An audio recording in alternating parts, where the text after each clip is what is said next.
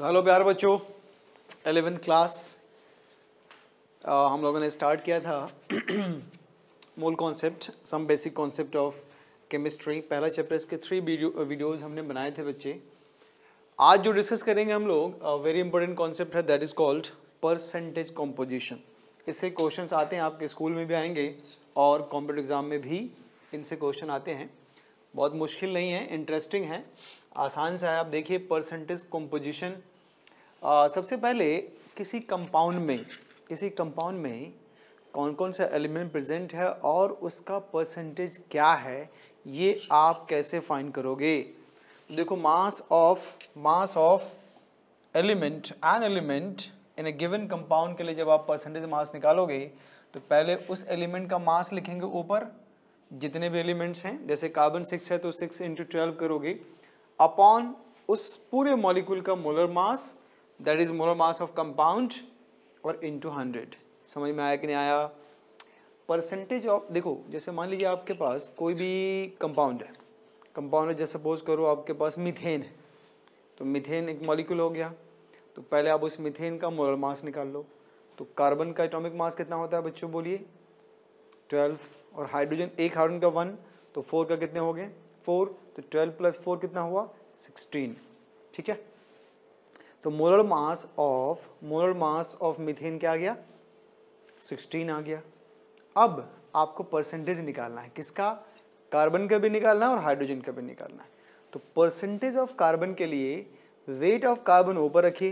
Carbon का wait कितना लेते हो आप 12 अपॉन टोटल जो मोलर मास है आपका, तो 12 upon 16 × 100 percentage composition of carbon आ गया। व्हाट अबाउट हाइड्रोजन, तो परसेंटेज ऑफ हाइड्रोजन के लिए वेट ऑफ हाइड्रोजन, कितने हाइड्रोजन आपके पास 4, तो 4 हो गया, 4 अपॉन 16 × 100। देखिए, तो mass of an element equal to mass of that element in compound upon molar mass into 100। तो ये आपको फॉर्मूला यूज करना है। अब find percentage of carbon, hydrogen and oxygen in glucose. बताइए बच्चे, ग्लूकोज क्या होता है। ग्लूकोज होता है C6H12O6। क्या आप इसका मोलर मास जानते हो, तो यस, इतना ग्राम पर मोल होता है। अब अगर आपको परसेंटेज ऑफ कार्बन निकालना हो तो कार्बन टोटल कितने हैं इसमें 6, तो 6 × 12 अपॉन 180 × 100। 6 कार्बन है और एक कार्बन का वेट कितना होता है 12, तो 6 × 12 upon total mass of glucose 180। और जो कि आप क्या निकालो परसेंटेज, तो इनटू 100 कर दीजिए, तो आपको क्या मिल गया बच्चे, देखिए 40%। इसका मतलब ये हुआ कि ग्लूकोज के एक मॉलिक्यूल ग्लूकोज अगर आपके पास है तो उसमें कार्बन का परसेंटेज क्या है 40%। Getting my point. I hope आप लोगों को समझ में आ रहा होगा, बहुत मुश्किल नहीं है बच्चों। तो अब आप बताइए, अगर परसेंटेज ऑफ हाइड्रोजन निकालोगे तो क्या करोगे, वेट ऑफ हाइड्रोजन ऊपर जाएगा कितना 12, नीचे क्या आएगा 180 × 100। तो क्या रिजल्ट मिला आपको, देखिए percentage of hydrogen 12 upon 180 × 100। Solve करिए, क्या मिला आपको 6.66%। इसका मतलब ये हुआ कि हाइड्रोजन का परसेंटेज ग्लूकोज में 6.66%। कैसे फाइंड किया, तो आप ग्लूकोज में कितने हाइड्रोजन है 12, और एक हाइड्रोजन का एटॉमिक मास कितना होता है 1, तो 12 अपॉन ग्लूकोज का मोलर मास कितना 180 × 100, दैट इज 6.66 आ गया। What about percentage of oxygen, तो देखिए बच्चे, ग्लूकोज में ऑक्सीजन कितने होते हैं C6H12O6, मतलब ऑक्सीजन आपका 6 है। क्या आप जानते हो ऑक्सीजन का एटॉमिक मास कितना होता है, बताइए। ऑक्सीजन का एटॉमिक मास 16 होता है बच्चों, तो 16 × 6 आ गया weight of oxygen upon total weight कितना 180 × 100। सॉल्व करिए, क्या आ गया 53.33%। इसका मतलब ये हुआ कि ग्लूकोज में कार्बन का परसेंट कितना 40%, हाइड्रोजन का परसेंटेज कितना है बच्चे 6.66%। What about percentage of oxygen, तो 53.33%। अब आप देखिए बहुत ही सिंपल सा question number 2, find percentage of calcium carbon and oxygen in calcium carbonate. तो पहले इसका आप क्या निकालो, molar mass. Calcium 40, carbon 12, oxygen 48, total कितने हो गए 100, तो मोलर मास आ गया 100। Molar mass of calcium is 100। अब परसेंटेज निकालिए, परसेंटेज ऑफ क्या निकालना है, कैल्शियम, तो 40/100 इंटू, भाई 100, तो 100 कैंसिल हो गया, ये मिला आपको 40%। यहाँ पे कार्बन के लिए 12 चूंकि कार्बन एक ही है आपके पास, 12/100 इंटू 100, ये 12% आ गया। और व्हाट अबाउट ऑक्सीजन, तो ऑक्सीजन कितने, 3, एक ऑक्सीजन क्या होता है 16, तो 3 क्या हो गया 48, तो 48/100 इंटू 100, क्या ये समझ में आ गया आपको, 48%। तो जिस एलिमेंट का आपको परसेंटेज निकालना हो उसका वेट आप रखें ऊपर अपॉन टोटल वेट और into 100, percentage of that element in that compound आपको मिल जाएगा। तो आई होप आपको ये समझ में आ गया होगा। आगे चलते हैं बच्चों। अब आइए very important concept, molecular formula. क्या होता है molecular formula, what do mean by molecular formula? तो किसी भी कंपाउंड के एक मॉलिक्यूल में एग्जैक्टली कौन कौन से एलिमेंट कितने प्रेजेंट हैं, एग्जैक्ट नंबर ऑफ एटम्स आपको बताना है फॉर्मूला में। कौन से फॉर्मूला में, दैट इज मॉलिक्यूलर फार्मूला में। तो वैसा फॉर्मूला जो एग्जैक्ट नंबर ऑफ एटम बताए एक मॉलिक्यूल में, हम उसे मॉलिक्यूलर फार्मूला कहते हैं। तो देखिए कहा गया those formula which represent those formula which represent actual number, ये ध्यान देना है बच्चों, actual number of each individual atoms, actual number of each individual atom in any molecule is called molecular formula। तो आप देखिए जैसे ग्लूकोज है, तो ग्लूकोज में कार्बन कितने 6, हाइड्रोजन कितने 12, ऑक्सीजन कितने 6, और एक्चुअली में यही होता ही है। बेंजीन में कार्बन 6, हाइड्रोजन 6, ये भी होता है। और फॉर्मिक एसिड है तो कार्बन 1, हाइड्रोजन 2, ऑक्सीजन 2, तो ये हो गया आपका formic acid, molecular formula formic acid, molecular formula benzene, and जो फर्स्ट वन था वो मॉलिक्यूलर फार्मूला ऑफ ग्लूकोज कहलाएगा। तो those formula which represent actual number of each individual atom in any molecule is called molecular formula। तो ये 1-2 marks का आपके exam में पूछेगा बच्चों, हाफ ईयरली एग्जाम में पूछ सकता है, define molecular formula and empirical formula। Next one is empirical formula। तो कहा गया कि वैसा फॉर्मूला जो ये बताए कि उस मॉलिक्यूल में smallest whole number ratio of constituent atom क्या है विद इन मॉलिक्यूल, उसे आप कहते हो एम्पिरिकल फार्मूला। फिर समझिए वैसा फार्मूला जिसमें आपको ये पता चले कि जो एलिमेंट्स है उनका स्मॉलेस्ट होल नंबर रेशियो क्या है। तो देखो those formula which represent the smallest whole number ratio of constituent atom within the molecule. तो ये मेन है आपका smallest whole number ratio of constituent atom within the molecule is called empirical formula। इसको आप ऐसे समझिए, ये आपके पास है ग्लूकोज C6H12O6। अब इन तीनों का रेशियो निकालिए, कौन सा स्मॉलेस्ट होल नंबर रेशियो, तो सबको 6 से डिवाइड कर दो, तो कार्बन 1, हाइड्रोजन 2, ऑक्सीजन 2, तो ये क्या आ गया आपका कार्बन 1 CH2O, तो CH2O ये क्या आ गया empirical formula of glucose. What about benzene, तो कार्बन हाइड्रोजन का रेशियो क्या आएगा, सिंपलेस्ट होल नंबर रेशियो बनाओगे तो CH, तो CH is empirical formula of benzene. समझ में आया कि नहीं आया? अगर मैं आपसे पूछूं कि बताओ बच्चे हमारे पास है C4H8, इसको हम ब्यूटीन बोलते हैं, ब्यूटीन, तो क्या आप इसका एम्पिरिकल फार्मूला बता सकते हो?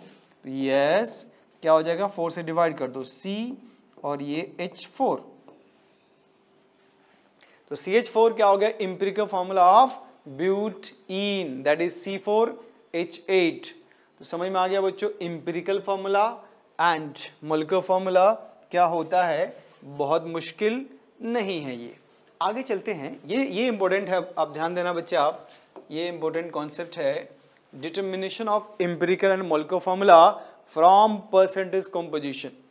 आपको अगर परसेंटेज कॉम्पोजिशन में प्रोवाइड कर दूं कि गिवन कंपाउंड में ये एलिमेंट है और इसका परसेंटेज ये है, तो आप उस परसेंटेज की मदद से एम्पिरिकल फार्मूला निकाल सकते हो। और अगर मैं उस कंपाउंड का मॉलिक्यूलर मास बता दूं या वेपर डेंसिटी बता दूं, तो फिर आप उनका मॉलिक्यूलर फार्मूला भी निकाल सकते हैं। लेकिन उसका देखिए कैसे सीक्वेंस है, उसको हम फॉलो करेंगे, देन फाइंड करेंगे। तो अगर आप चाहते हो कि परसेंटेज कॉम्पोजिशन की मदद से हम क्या empirical and molecular formula find करें, तो इसके लिए सबसे पहला स्टेप क्या होगा बच्चे, right element in first column. आप कॉलम बनाएंगे तो पहले कॉलम में एलिमेंट का नाम होगा, जैसे कार्बन है, हाइड्रोजन है, ऑक्सीजन है, सल्फर है, नाइट्रोजन है, व्हाटएवर जो भी हो। और दूसरे कॉलम में जो भी परसेंटेज आपको दिया जाएगा, परसेंटेज आप वो लिखेंगे। थर्ड कॉलम में right atomic number in third column, right atomic number in third column. आपको पता होगा एटॉमिक नंबर किसका क्या है भाई। उसके बाद जो इंपॉर्टेंट ये है, right relative number of atom in fourth column. तो आप करना क्या बच्चों, जो परसेंटेज गिवन है उसको एटॉमिक मास से डिवाइड कर दोगे, जो परसेंटेज गिवन है उसको एटॉमिक मास से डिवाइड कर दोगे, तो आपको रिलेटिव नंबर ऑफ एटम मिल जाएगा और इसे हम फोर्थ कॉलम में प्लेस करेंगे। आइए फिफ्थ कॉलम में क्या करोगे बच्चों, तो divide by the least in fifth column. Divide by the least मतलब ये कि जैसे आपने परसेंटेज कॉम्पोजिशन को मोलर मास से डिवाइड किया और 3 एलिमेंट है, 3 वैल्यू आई, उन 3 वैल्यू में जो सबसे छोटी वैल्यू होगी उनसे बाकी सबको डिवाइड कर दीजिए। नहीं आया समझ में, तो देखिए एग्जाम्पल से आपको समझ में आ जाएगा। अच्छा 6 पॉइंट भी बहुत इंपॉर्टेंट पॉइंट है बच्चों, मेक होल नंबर। जैसे मान लीजिए आपने लिस्ट से डिवाइड करने के बाद जो 3 वैल्यू मिला, एक आपका 1.5 है, दूसरा 2 है और ये 3 है, ये होल नंबर तो नहीं है। तो इसे होल नंबर बनाने के लिए आप 2 से मल्टीप्लाई कर दीजिए। तो 1.5 अगर किसी एक में आया तो सबको आप मल्टीप्लाई कर दीजिए 2 से, तो ये क्या हो गया 3 4 ये 6, ठीक है। अगर 1.25 है तो सबको 4 से आप मल्टीप्लाई कर दीजिए। सिमिलरली अगर 1.3 है तो सबको 3 से मल्टीप्लाई कर दीजिए। तो देखिए इसके कॉरस्पॉन्डिंग आपको मिल जाएगा 4 6 एंड 9, ठीक है। तो मेक होल नंबर आप क्या करेंगे, ये 3 चीजें आप ध्यान देना बच्चों। जनरली यही आता है आपका 1.5 1.25 एंड 1.33। तो 1.25 वाले को 4 से मल्टीप्लाई करिए, 1.5 वाले को 2 से मल्टीप्लाई करिए और 1.33 वाले को 3 से मल्टीप्लाई करिए। रिलेटिव, उसके बाद आइए, ये है relation between empirical formula and molecular formula. Empirical formula and molecular formula में क्या रिलेशन होता है, तो देखो बच्चों कहा गया कि molecular formula equal to empirical formula into n। अरे अब ये n क्या है, तो n is nothing but molecular weight upon empirical formula weight. तो जो मॉलिक्यूलर मास होगा और जो एम्पिरिकल फॉर्मूला आएगा उसमें जो एलिमेंट्स आएंगे उनके वेट को आप सम कर लें, और मॉलिक्यूलर वेट को अगर एम्पिरिकल फॉर्मूला से आप डिवाइड कर देते हैं वेट से, तो आपको n मिल जाएगा। उस n की वैल्यू को एम्पिरिकल फॉर्मूला से मल्टीप्लाई कर दीजिए, आपको मॉलिक्यूलर फॉर्मूला मिल जाएगा। तो देखिए बच्चे ये जो सीक्वेंस हैं इनकी मदद से आप क्या करोगे, empirical formula and molecular formula find कर पाओगे in the given percentage composition. तो क्या इस पे हम लोग क्वेश्चन कर सकते हैं, बताइए। तो एक बार फिर से रिकॉल कर लीजिए। अब फर्स्ट कॉलम में आपको एलिमेंट लिखना है, सेकंड कॉलम में आपको परसेंटेज, थर्ड में आपको क्या लिखना है बच्चों, जो उनका एटॉमिक मास होता है। फोर्थ इंपॉर्टेंट है आपका, आप रिलेटिव नंबर ऑफ एटम निकालेंगे, जो भी परसेंटेज गिवन होगा उसको उसके एटॉमिक मास से डिवाइड कर देना है, 3 वैल्यू मिलेगी, उनमें जो सबसे छोटा होगा उनसे सबको डिवाइड कर दीजिए, तो वो हो गया। अब उसके बाद जो वैल्यू आएगा, अगर होल नंबर है तो नो प्रॉब्लम, अगर 1.5 आ गया तीनों में या चारों में जो भी है, एक 1.5 आ गया तो आप सभी को 2 से मल्टीप्लाई करेंगे, और अगर 1.25 आया तो सभी को 4 से मल्टीप्लाई करेंगे, और अगर 1.33 आया तो 3 से मल्टीप्लाई करेंगे बच्चों।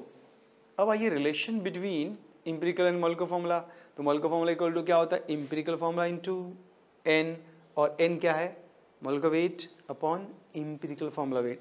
अब कहोगे इम्पिरिकल फार्मूला वेट क्या होता है, तो आप बताइए ग्लूकोज का मोलर फार्मूला क्या होता है, C6H12O6। इसका वेट निकालो कितना आएगा 180। और ग्लूकोज का इम्पिरिकल फार्मूला क्या होता है CH2O। तो कार्बन कितना 12, हाइड्रोजन कितना 2, ऑक्सीजन कितना 16, तो टोटल कितने हो गए 30। तो 180/30 कितना आ गया 6, वो 6N की वैल्यू आ गई नहीं। और जो इम्पिरिकल फार्मूला आपका CH2O है, क्या इम्पिरिकल फार्मूला, मान लीजिए CH2O है, तो इसको अगर आप 6 से मल्टीप्लाई कर दोगे तो क्या बन जाएगा C6H12O6, C6H12O6 बन जाएगा। अब आइए क्वेश्चन है बच्चों, इस पे देखिए कि a compound has 93.7% carbon and 6.29% hydrogen. Its molar mass is 128 gram per mole. Calculate its molecular formula. जब आप मोलिकुलर फार्मूला निकालोगे तो आपको एम्पिरिकल फार्मूला पहले निकालना ही पड़ेगा। नहीं, फिर से क्वेश्चन आप देख लीजिए बच्चों ध्यान से कि a compound has 93.7% carbon, 6.29% hydrogen, और मोलर मास है 128 ग्राम पर मोल। तो आपको निकालना है क्या है मोलिकुलर फार्मूला। तो मोलिकुलर फार्मूला से पहले आपको एम्पिरिकल फार्मूला निकालना होगा।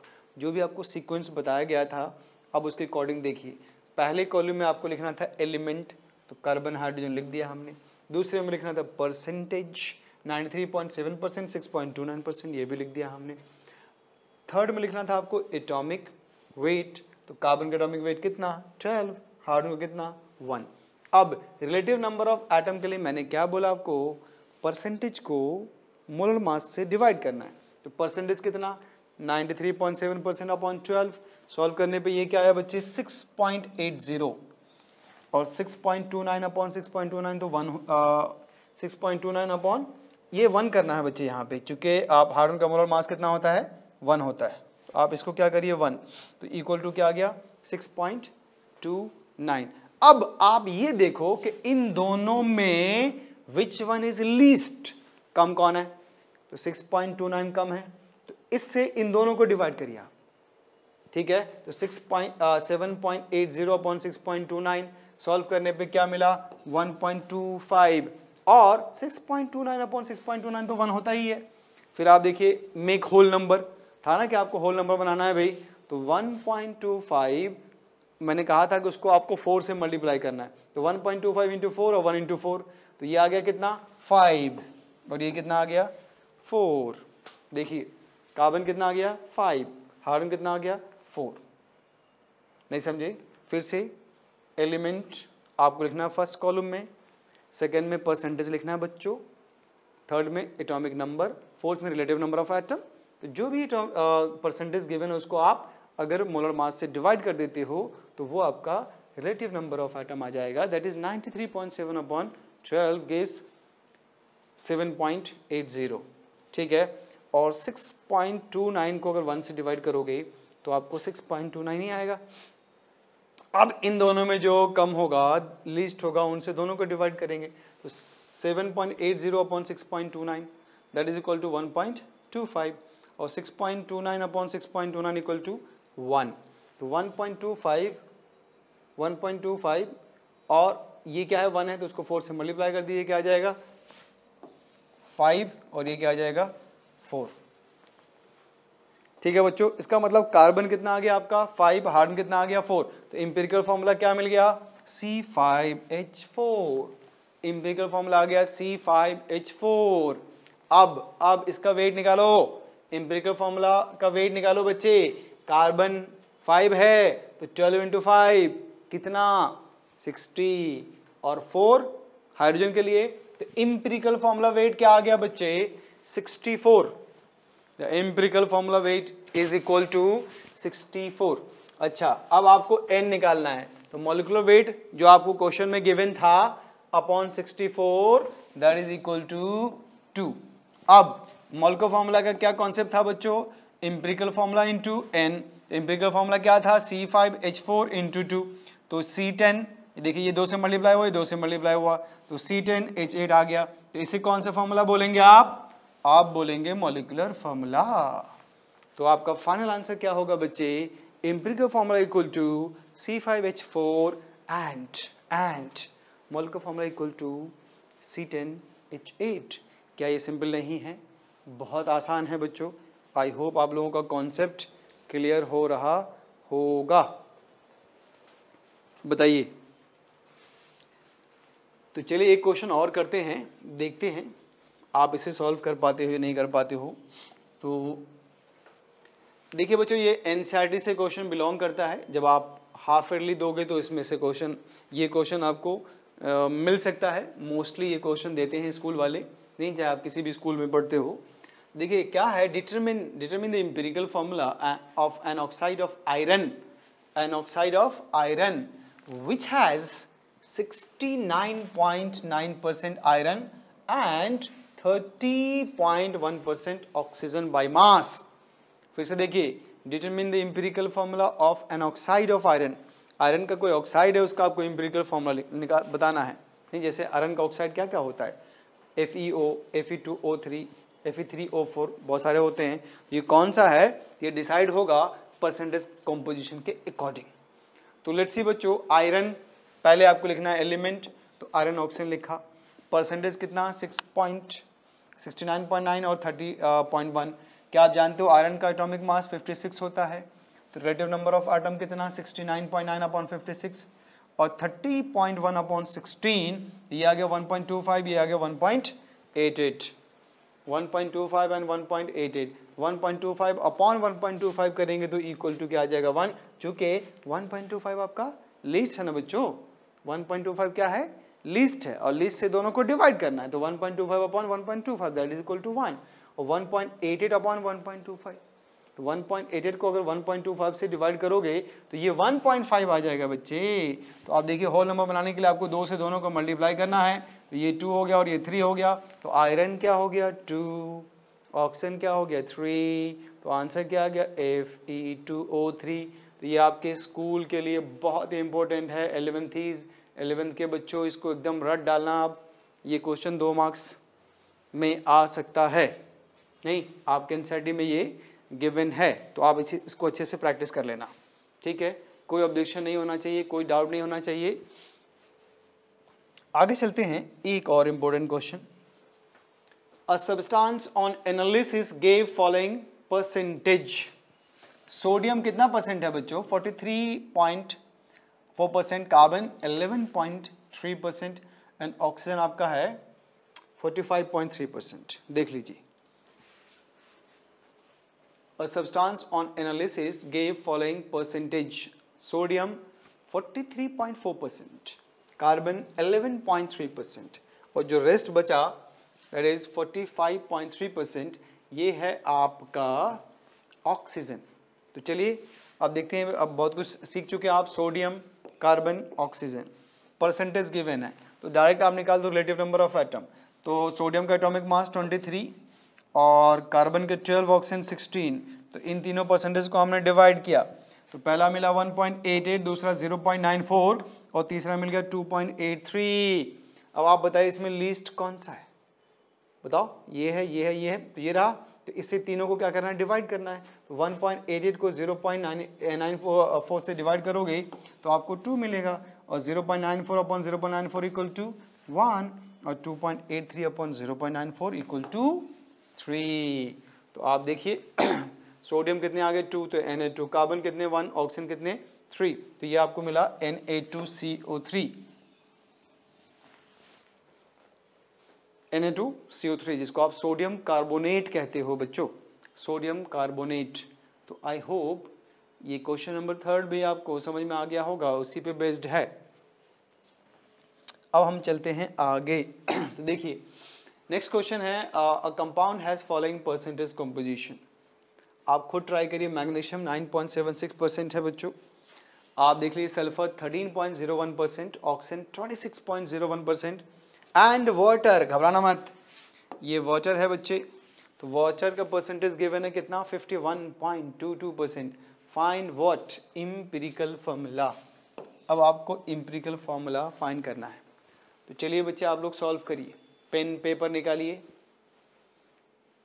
मैग्नीशियम 9.76%, सल्फर 13.01%, ऑक्सीजन 26.01% और वाटर आपका है 51.22%। ये मैं चाह रहा हूँ कि आप खुद ट्राई करो, मैं आपको इसके लिए टाइम दे रहा हूँ 2 मिनट का, आप फटाफट सॉल्व करिए।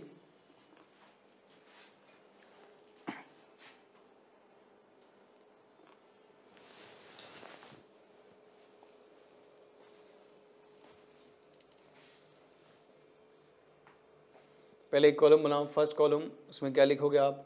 Magnesium, sulphur, oxygen and water. Second column बनाइए, उसमें जो परसेंटेज गिवन है वो लिखिए। फिर थर्ड कॉलम बनाओ बच्चे, थर्ड कॉलम में आप क्या लिखोगे? जो भी मैग्नीशियम, सल्फर, ऑक्सीजन इसका वेट है, आप जानते हो मैग्नीशियम का वेट होता है 24, सल्फर 32, ऑक्सीजन 16 और वाटर 18, ठीक है। फिर आप relative number of atom find करिए। तो रिलेटिव नंबर ऑफ एटम कैसे फाइंड करोगे बच्चे? परसेंटेज अपॉन, बोलिए, परसेंटेज अपॉन एटॉमिक मास। तो परसेंटेज कितना है? 9.76 अपॉन 24, 13.01 अपॉन 32, 26.01% अपॉन 16 और 51.22 अपॉन 18, ठीक है। तो इससे क्या आ जाएगा? आपको 4 वैल्यू आएंगी, इनमें आप चेक करिए लिस्ट कौन सा है, उस लिस्ट से आप चारों को डिवाइड कर दीजिए। डिवाइड करने के बाद फिर 4 वैल्यू आए, अगर होल नंबर है तो ठीक है, नहीं तो आप उसको होल नंबर बनाएंगे। तो बताओ, अगर 1.25 कोई एक आ गया तो आप 4 से मल्टीप्लाई करना, 1.33 आया तो 4 से मल्टीप्लाई करना, और 1.5 आया तो आप 2 से मल्टीप्लाई करना। तो जरा सोचिए और बताइए क्या क्या आया।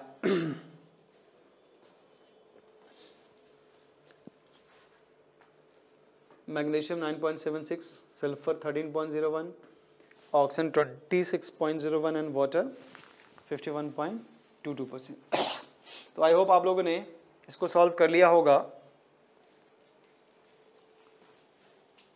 देखते हैं आपका क्या आंसर आया और एक्चुअल आंसर इसका क्या है। तो चलते हैं सॉल्यूशन की तरफ। तो देखो बच्चों, सॉल्यूशन है मैग्नीशियम 9.76%, 13.01%, 26.01% एंड 51.22%। मैग्नीशियम का atomic mass 24, sulphur 32, oxygen 16 and water 18। तो 9.76 अपॉन 24 को डिवाइड करोगे तो आपको मिलेगा 0.406, ये भी 0.406, और 26 अपॉन 16 करोगे तो 1.625 आएगा, और 51 अपॉन 18 करोगे तो 2.84 आएगा। अब ये बताइए इनमें लिस्ट कौन सा है? तो लिस्ट यही तो है, ये दोनों लिस्ट है। तो आप इसको इसी से डिवाइड करोगे तो 1 आएगा, इसको इसी से डिवाइड करोगे तो 1 आएगा, और 1.625 को अगर 0.40 से डिवाइड करोगे तो ऑलमोस्ट 4 आएगा, और 2.846 को अगर आप 0.40 से डिवाइड करोगे तो ये 7 आएगा। दैट मीन्स कि मैग्नीशियम कितना आ गया? 1, सल्फर कितना आ गया? 1, ऑक्सीजन कितना आ गया? 4, और वाटर कितना आ गया? 7। तो आंसर क्या आ गया? Magnesium sulphate dot 7 molecule of water. यहाँ पे वाटर ऑफ क्रिस्टलाइजेशन है, तो आपका फाइनल आंसर क्या है बच्चों? Magnesium sulphate dot 7 molecule of water. तो आई होप आपको ये क्वेश्चन भी समझ में आ गया होगा। चलते हैं अब नेक्स्ट कॉन्सेप्ट देखते हैं, वेपर डेंसिटी। नेक्स्ट कॉन्सेप्ट है, इसको आप इसमें यूज करते हो। हमारे पास है ये vapour density. What do mean by vapour density? देखो, वेपर डेंसिटी होता है density of gas 1 upon density of gas 2। मतलब आप किसी के रिलेटिव में आप बताते हो, नहीं कि डेंसिटी ऑफ गैस 1 को अगर डेंसिटी ऑफ गैस 2 से हम डिवाइड कर देंगे तो ये वेपर डेंसिटी ऑफ गैस 1 होगा विथ रिस्पेक्ट टू गैस 2, नहीं। तो अब इसी को आप फॉर्मूला बेस लिखेंगे, vapour density equal to molar mass upon 2। ये 2 हाइड्रोजन के लिए होता है। अगर आपके पास हाइड्रोजन है तो यहाँ पे क्या लिखेंगे हम लोग?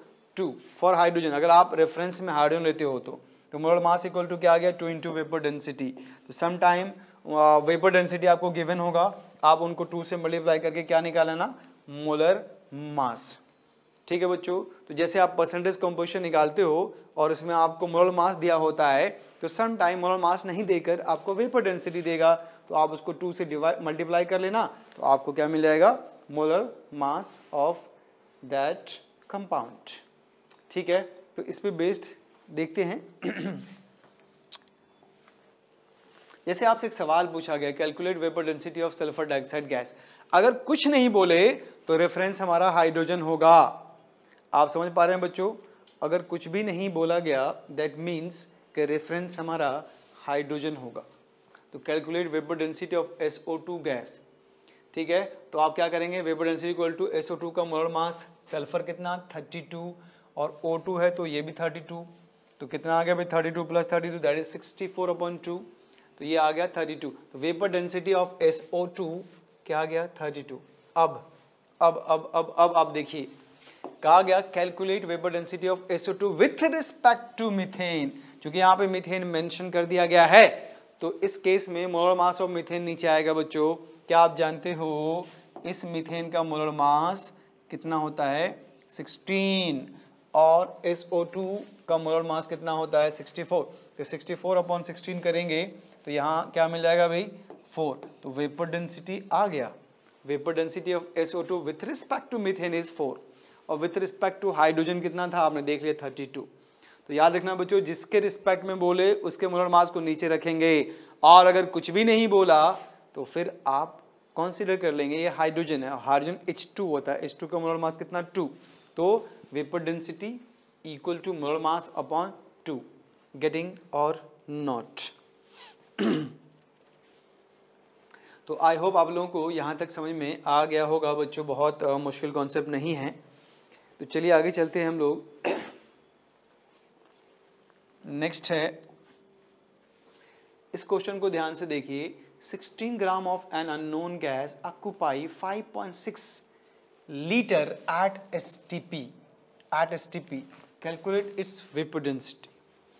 यदि यहाँ पे किसी का रेफरेंस लिया नहीं है इसलिए आप हाइड्रोजन ही मानेंगे, लेकिन यहाँ पे एक बात आपसे कही गई है कि 16 ग्राम ऑफ कोई अननोन गैस है, हमें नहीं मालूम कौन सा गैस है, और 16 ग्राम का जो वेट आ रहा है वो 5.6 लीटर आ रहा है एट STP, तो कैलकुलेट इट्स वेपर डेंसिटी।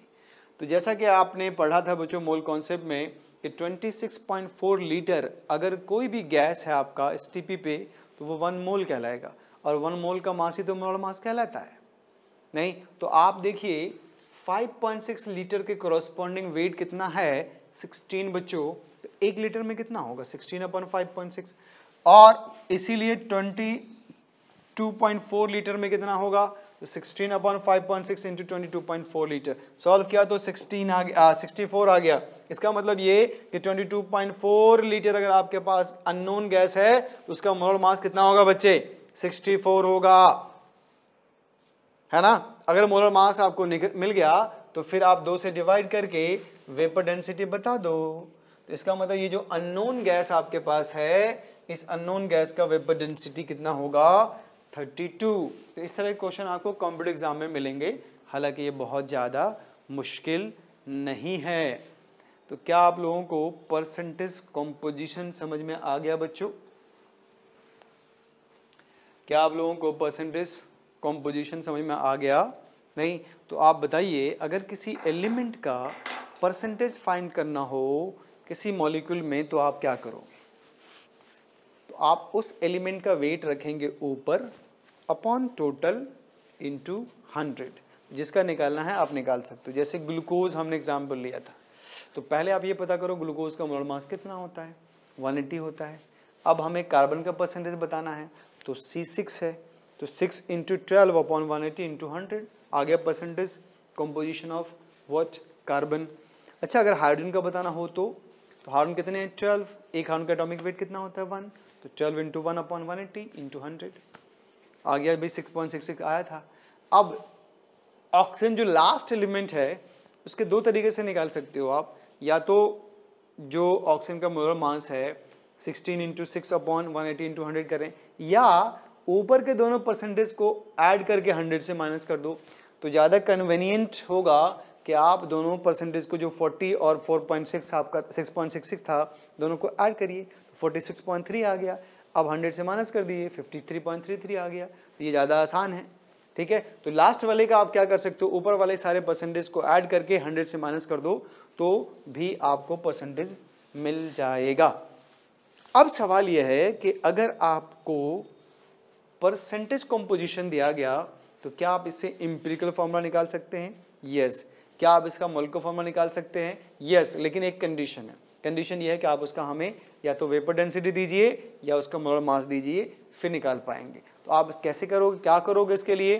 तो आप बोलेंगे फर्स्ट कॉलम में हम एलिमेंट का नाम लिखेंगे, दूसरे में परसेंटेज, तीसरे में एटॉमिक मास, चौथे में रिलेटिव नंबर ऑफ एटम। अब ये रिलेटिव नंबर ऑफ एटम कैसे निकालोगे? तो परसेंटेज को उनके एटॉमिक मास से हम डिवाइड कर देंगे। ठीक है बच्चों, परसेंटेज को उनके एटॉमिक मास से डिवाइड कर देंगे तो आपको मिल जाएगा। अब उसमें क्या करना है, लीस्ट चेक करना, जो लीस्ट होगा उनसे सबको डिवाइड कर देंगे नहीं। और फिर अगर उसमें कोई होल नंबर नहीं है, जैसे मान लो कोई 1.5 आया या 1.25 आया या 1.33 आया, तो उसको होल नंबर बनाएंगे। और होल नंबर बनाने के लिए आप क्या करोगे? होल नंबर बनाने के लिए आप क्या करोगे? 1.25 वाले को 4 से मल्टीप्लाई करेंगे, 1.33 को आप 3 से मल्टीप्लाई करेंगे और 1.5 वाले को आप 2 से मल्टीप्लाई करेंगे। तो इससे आपको होल नंबर मिल जाएगा। और यहाँ से क्या मिल जाएगा? Empirical formula. जैसे एम्पिरिकल फार्मूला मिले, उसमें जो जो एलिमेंट है उसके मास को ऐड करके एम्पिरिकल फार्मूला वेट निकाल लो। और जो मोल का मास आपको दिया जाएगा या वेपर डेंसिटी दिया जाएगा, तो अगर वेपर डेंसिटी गिवन है तो 2 से मल्टीप्लाई कर देना, तो मोलर मास मिल जाएगा। फिर आप वहाँ से क्या करो, n की वैल्यू फाइंड कर लो। तो ऊपर क्या रखना है? Molar mass. नीचे क्या रखना है? Empirical formula mass. वहाँ से n मिल जाएगा और उस n को लाकर मल्टीप्लाई कर दो किससे? एम्पिरिकल फार्मूला से। आपको मिल जाएगा क्या बच्चे? Molecular formula. ठीक है, तो ये था ऑल अबाउट आज का कॉन्सेप्ट। तो नेक्स्ट क्लास में हम लोग आगे डिस्कस करेंगे इसी को, फिर कॉन्सेंट्रेशन टर्म्स। और इसमें मैं एक और कॉन्सेप्ट आपको बताऊंगा, minimum molar mass. Very important है स्पेशली फॉर कॉम्पिटिटिव एग्जाम, और ये कॉन्सेप्ट बहुत कम बच्चों को पता होता है। तो मैं आपको मिनिमम मोलर मास का कॉन्सेप्ट बताऊंगा। और साथ ही साथ हम लोग स्टार्ट करेंगे कंसंट्रेशन टर्म्स। कंसंट्रेशन टर्म्स जैसे मास परसेंटेज क्या होता है, मास बाय वॉल्यूम परसेंटेज क्या होता है, पार्ट्स पर मिलियन क्या होता है, मोल फ्रैक्शन क्या होता है, मोलरिटी किसे कहते हैं, नॉर्मलिटी किसे कहते हैं, फॉर्मुलिटी किसे कहते हैं। तो ये सारे कॉन्सेप्ट को हम लोग नेक्स्ट वीडियो में डिस्कस करेंगे। वो आपका 5th वीडियो होगा। तो आप इसको एकदम आराम से पढ़िए, अपना नोट्स बनाइए बच्चे, और जो क्वेश्चंस कराएं उसको कम से कम 2 बार 3 बार आप प्रैक्टिस करो। आपको कोई परेशानी नहीं होगी, हाफ ईयरली में भी आपको इनसे हेल्प मिलेगा। ठीक है, तो तब तक के लिए आप अपना ख्याल रखिए और खूब मेहनत करिए बच्चे, खूब स्टडी करिए, बैठ के खूब पढ़ो, नहीं चेयर टेबल पे बैठ के पढ़ो, बेस्ट होता है। आप ऐसा मत करना कि भाई बेड पे लेटे लेटे पढ़ रहे हैं या टीवी देख रहे हैं पढ़ रहे हैं, तो फिर इससे फ़ायदा नहीं होगा आपको। आप एक साउंड प्रूफ रूम में चेयर टेबल पे बैठ के पढ़िए, 2-2 घंटे 3-3 घंटे बैठिए, फिर देखिए आप बहुत कुछ सीखेंगे। ठीक है, तो गुड नाइट।